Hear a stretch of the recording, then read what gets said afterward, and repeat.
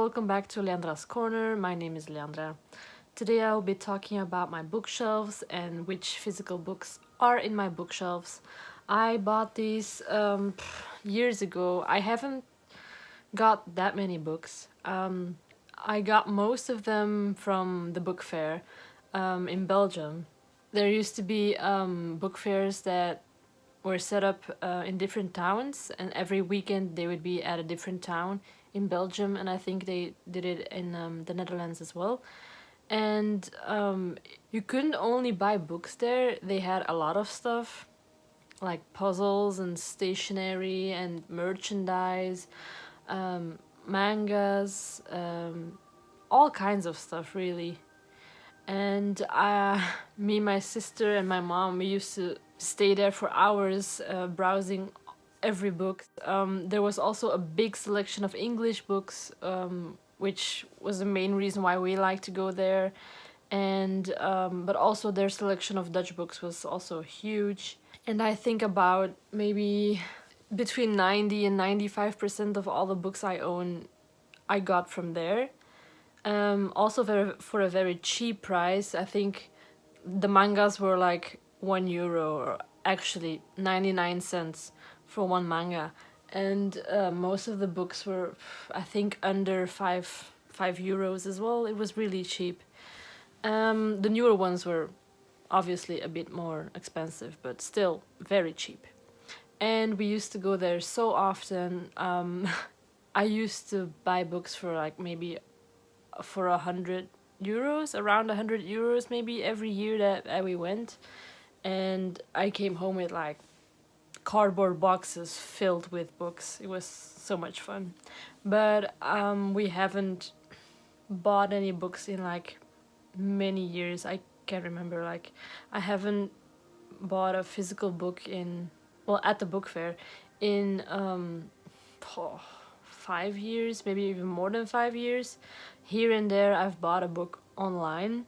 The last ones I can remember were like Marvel books, and those were like 3 or maybe 4 books that I've bought in the last couple of years maybe.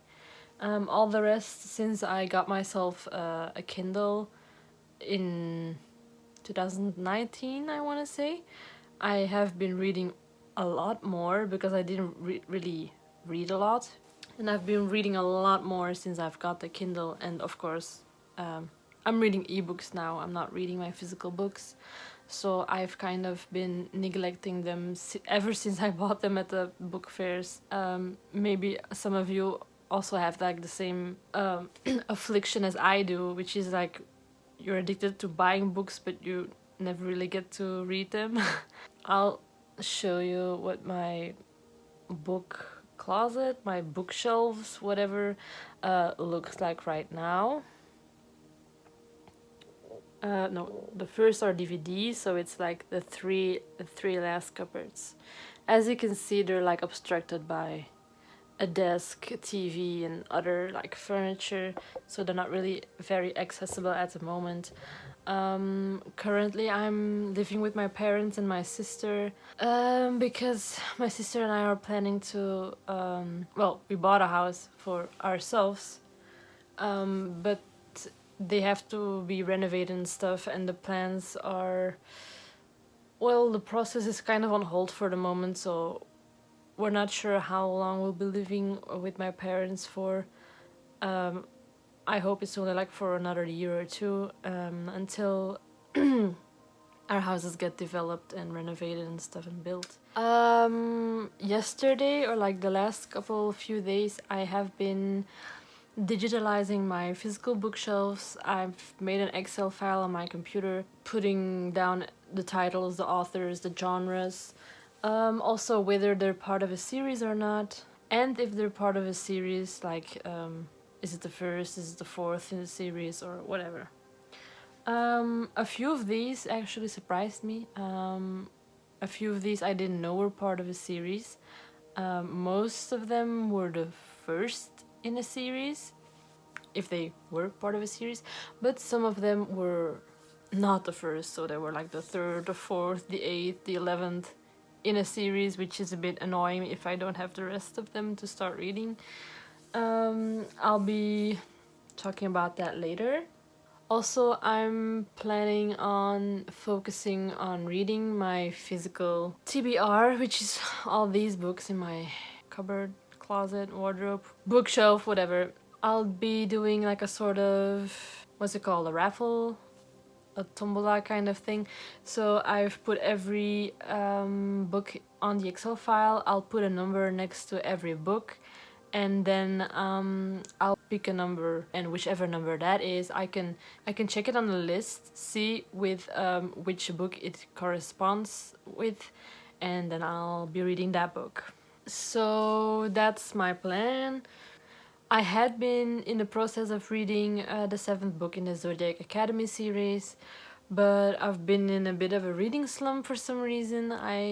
It's not that the book is bad, but I feel like it's been a lot, all of these Zodiac Academy books, and I just kind of want to have a break, which is why I read Coraline a couple of weeks back. It was in October, I think, but it was like a week or two ago.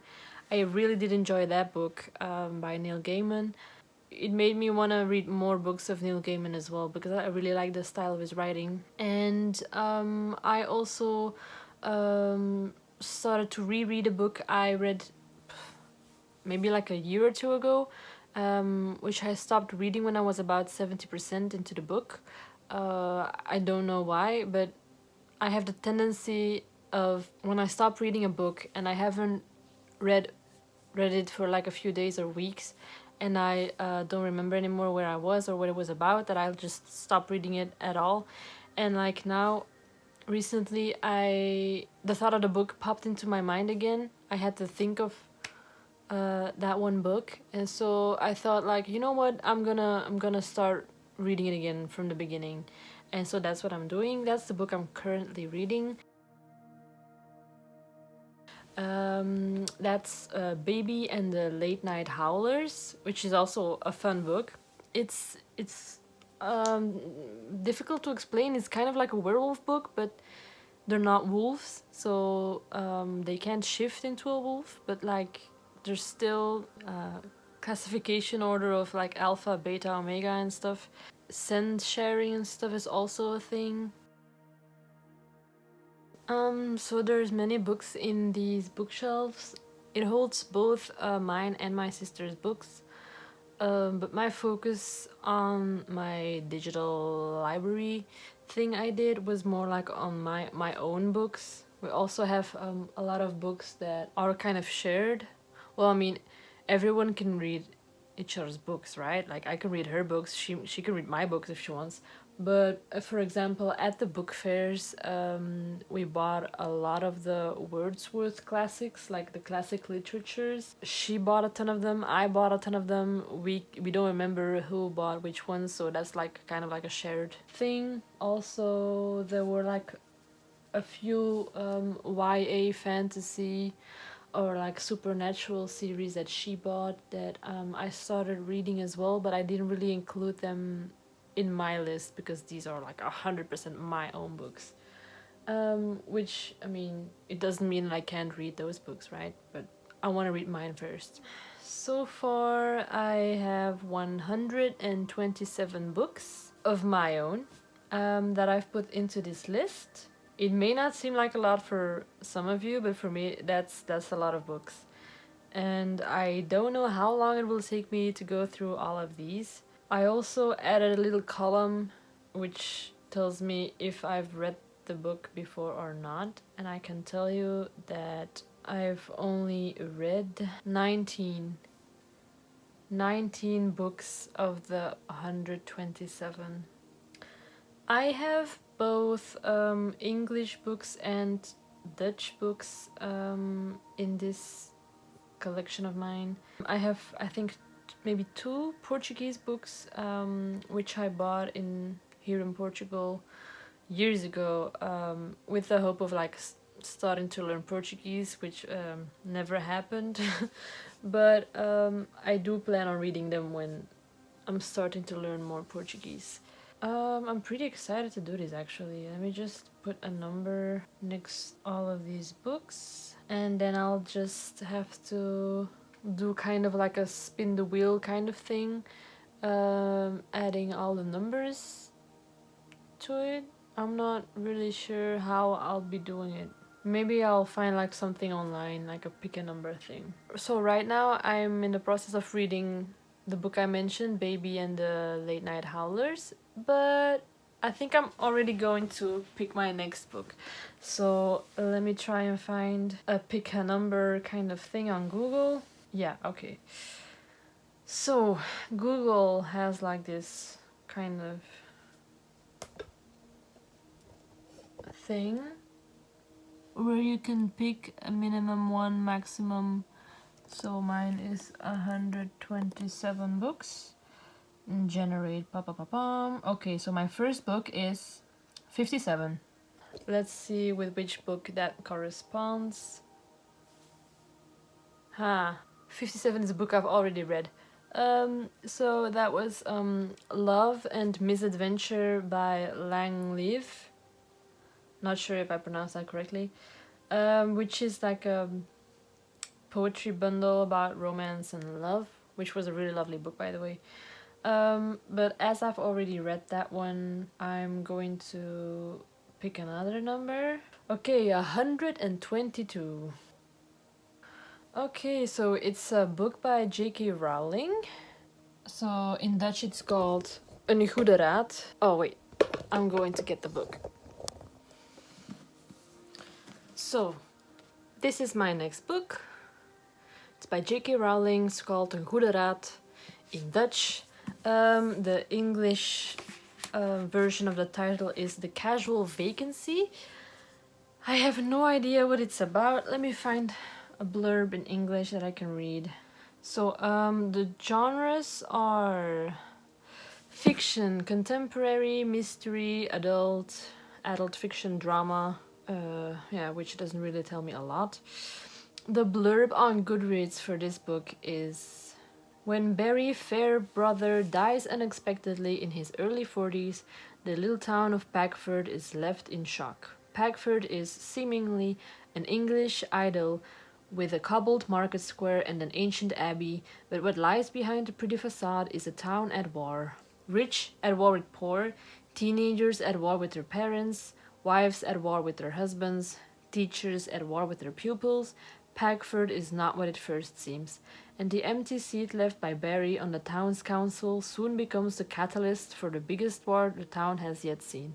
Who will triumph in an election fraught with passion, duplicity, and unexpected revelations? It also mentions blackly comic, thought-provoking, and constantly surprising. The Casual Vacancy is J.K. Rowling's first novel for adults. A big novel about a small town.